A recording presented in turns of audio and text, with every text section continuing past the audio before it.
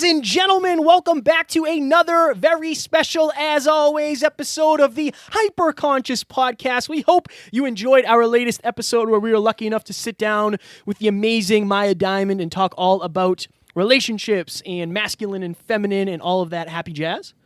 Oh, yeah. Happy jazz. Today, for episode number 307, we are going to do a...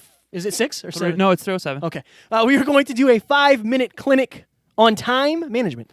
So before we jump into this episode, I want to talk a little bit about coaching and the value of it. So I was doing a little bit of coaching with Emilia yesterday about fitness, and we were actually masterminding a bit, and she was writing out a lot of the things that she's learned from me and from Bianca about how to get the physique of her dreams. And I realized a couple things. Number one, this can be a really overwhelming topic. And number two, the spring is coming. So especially if you're in the New England area, like if you want to go to the beach this summer with friends and family, I just want people to feel good about their own bodies. The number one form of shame in this country, especially with females, is body image. And what you think you want is a strong, fit, healthy body, and that's great. But what you really want is self-esteem. And if you coach with me, you can reach out to any of my other clients. I'm actually going to do a social media post on the gram today. And I'll do this consistently where you can reach out to them, ask their experience. But if you've never had guidance in this arena, just try it for a few weeks. You can message me or Kevin anytime. And if you go to the hyperconsciouspodcast.com, click join #HyperconsciousNation. Also, our website's getting rebuilt. So if you want to see the dinosaur of the website that we have, that's not going to be there much longer. We're having a new one revamped by the one and only Tiffany Wells. Guys, if you want to be part of a group that is inclusive, that is supportive, that is a bunch of people that want the same thing that you want, where you feel like you're part of something bigger, where you feel like you're welcome, where you can talk about the things that really matter. We had somebody today or yesterday say that they wanted to hear an episode on binge eating. And Alan and I don't really know much about that. I think that's a deeper thing that we don't have any experience with. Right. But somebody in the group literally said, hey, I have a lot of experience with that in my past. Feel free and don't hesitate to reach out and message me, and I'll gladly listen to you and help you through anything I can. Like, that is the kind of community we're trying to build, so I was super proud to see that. If you want to be part of that, go to the website, click join #HyperconsciousNation, you will be there. Going to be a great group. Great group. 5-minute clinic on managing your time. Managing your time. All right, so shout out to Nathan in Hyperconscious Nation. He asked for this. This is something that I think he was struggling a little bit. So, Client of mine. Client of yours. So we just wrote down 5 things quickly because it's a 5-minute clinic. And number 1, learn to master your calendar. What does that mean? So Dave Meltzer talks about being a student of your calendar. We've found out that that's a few things. Number 1 is, first and foremost, using a calendar. I use Google Calendar. What do you use? Same. Google Calendar as well. But using a calendar is number 1. Number 2, following through on what you intend that week. And then number 3, adapting along the way. Number 4 is going to be reflecting on the week so that you can learn where you're spending your time. I think becoming a master of your calendar is just following through on the intentions that you set in advance. And that's going to, I don't know anyone who's a master of their time that doesn't master their calendar. Yeah, and I think to unpack the layers, I remember when I didn't use my calendar at all. Right. Isn't it crazy to think if back? it is. And if you're that person, that's fine. Like, when you don't know, you don't know. But when you start using your calendar and you see like, oh, Saturday I scheduled work from 8 to noon. Like, I'm going to go out with my friends after, but from 8 to noon on Saturday, I have work to do. That's one way that you can be more efficient with your time and manage your time better. So mastering and becoming a student of your calendar is definitely very important. Number 2, write down your daily MVPs, 3 to 5 things that if they get done today will move the needle on your goals. Like, these are the things that have to get done. So Alan and I record episodes on Monday. I literally always nap. I always nap on Monday. That's kind of the only day I nap now. That's one of my MVPs, believe it or not, because I usually don't get a lot of sleep on Sunday night because I'm with Taryn and I haven't been sleeping well. I don't know why.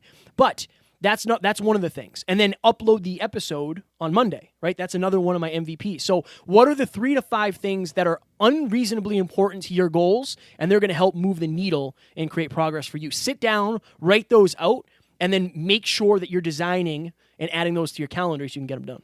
So MVP means most valuable priorities.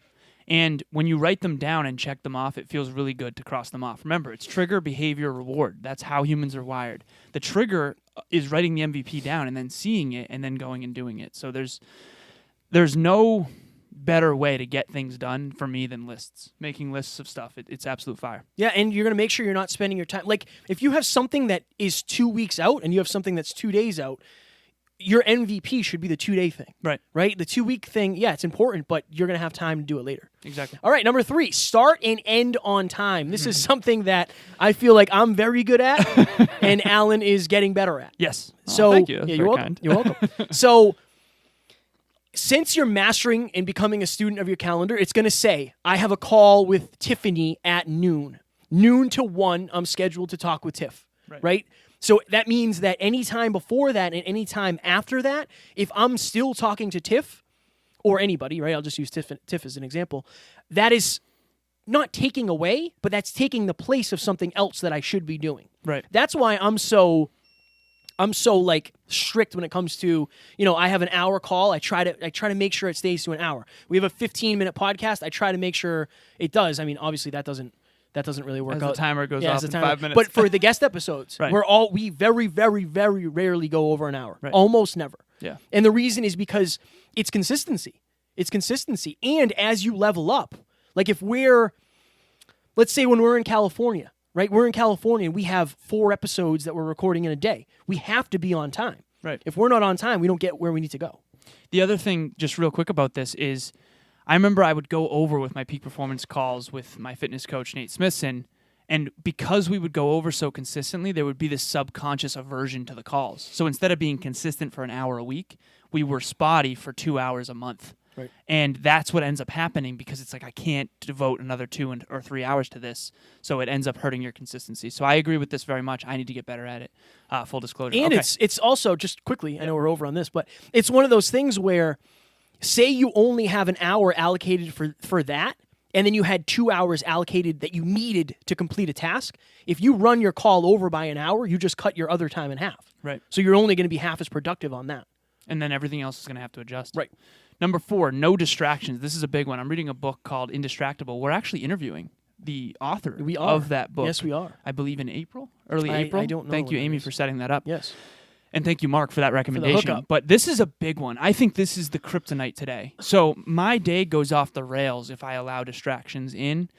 Alls I will say is that persons, places, things, and ideas that are not a priority to your core values and your goals, all of that is what I would consider inessential. Now, are there times when distractions are okay? Sure, but I would say only if you choose in advance that you're going to be distractible for that allocated time. And like, guys, if you're the age that Alan and I are, if you're 25 to 30, or if you're older, remember before cell phones. Like, that's what you have to do. Put your cell phone, it doesn't have to be away, but put your cell phone on silent, flip it upside down so you don't see the notifications, and make sure that you're not losing track of time, like just going through your phone. If Right. you want to post on social media, that's fine, but set a timer so after you post on social media, you're done with your phone. Right. Right? You cannot multitask. Nobody multitasks well. Right. Because think of it, if you're getting 50% of each thing done, you're not even getting half of what you wanted done. The one thing here is it takes 11 minutes, I believe, to get back into a state of flow. And that's why, like, have you ever been in a workout and then someone interrupts you and you have a long conversation and it's really hard to get back into the workout? That's what's happening to us all day, every day.